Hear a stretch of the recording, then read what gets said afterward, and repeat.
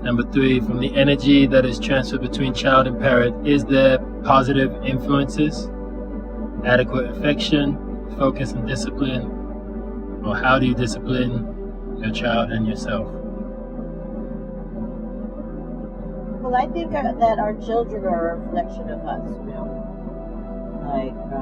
I think that applies to everything, right? In terms of what we eat, and how we live our lives as people.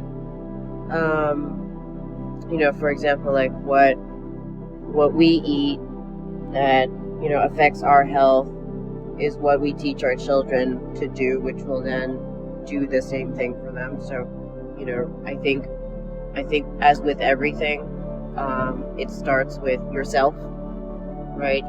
If you're committed to self-discipline, right, then that will be part of your daily living with your child, where that is, an important thing, lifestyle that you uphold in your home. And that's how you kind of share it. Really, I think a lot of people think of parenting as,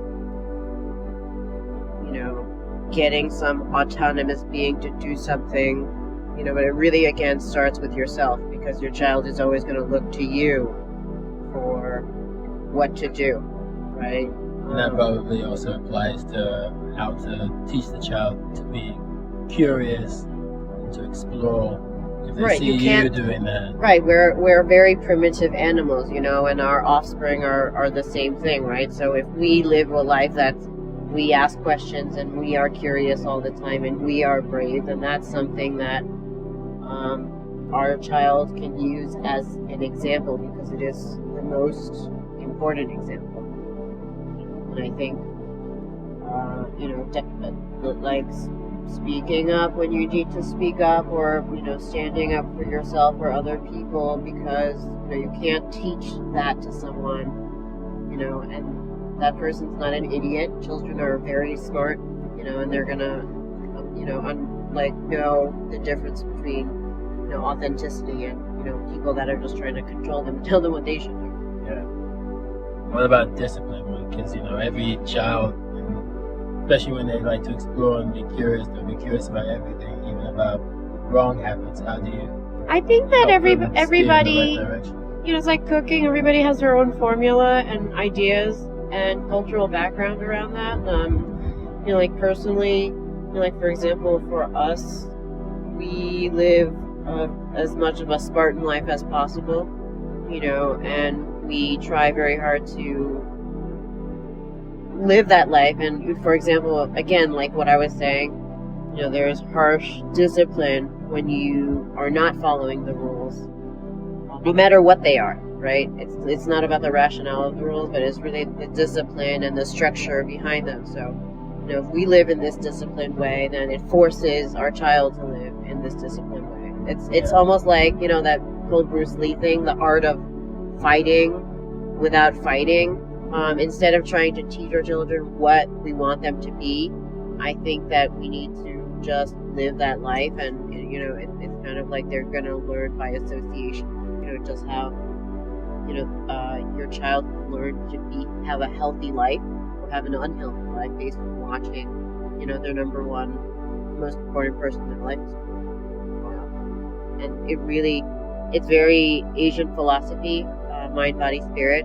We can sit here and talk about how how that relates to health, and health is also about mental health.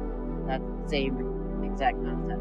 If you're stressed out all the time, if your child is stress levels and anxiety, that's harmful. So I think the hardest lesson that I have learned is I used to focus on my child's well-being, and I didn't focus on my well-being at all. Then I realized in hindsight, then I was, making him spastic and not focused, because I was spending my time trying to do too many things. So it's really the simplest answer as I become older is really to start from yourself. The same concept. You read the Tao. Like, if you want to have Tao in a business, if you want to have Tao in patience, you have to start within yourself. the same over and over again, no matter what. And then how do you balance all of that with also making sure that you're providing enough affection? Child, you don't want the child to just be a robot. You also want the child to have some type of compassion. How do you? Well, I think you and give I them do that affection? the most through communication.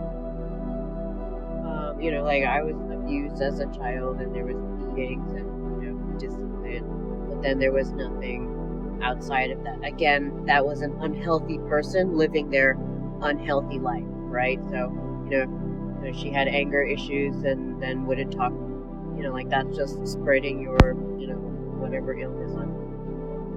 Again, in that same way, just like I think in my adult life, I have a right to stand up for myself and my right. Cross that boundary. It doesn't matter if you're a child or an adult. That's not okay. And I think you really have to I really think you just have to treat your child like a normal person.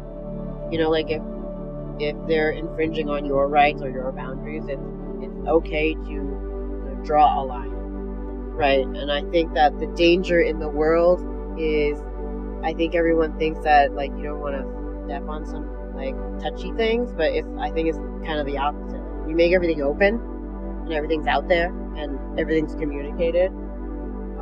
There's less room for error. Yeah, more room for natural balance, like control goes with lack of control. Right, like I've been, I've had to physically discipline him, and at the same time you have to say, because it's true, I don't want to be doing this. This is horrible. I don't want to be here. This is part of what's happening, and it's all about communication, right? I think it's like in anything, any kind of trauma that anyone experiences in life. We all don't know how to act as adults because nobody knew how to communicate with us as children, And I think the right way to communicate with children, personally, this is my number one thought, is to really communicate with them on the basis that they have the capacity to understand anything. Not like they have a whole bunch of stuff in their head when they come out, but the capacity of what they can deal with is much more. So it's a disservice to not treat them as, capable of being sophisticated. Yeah. All right.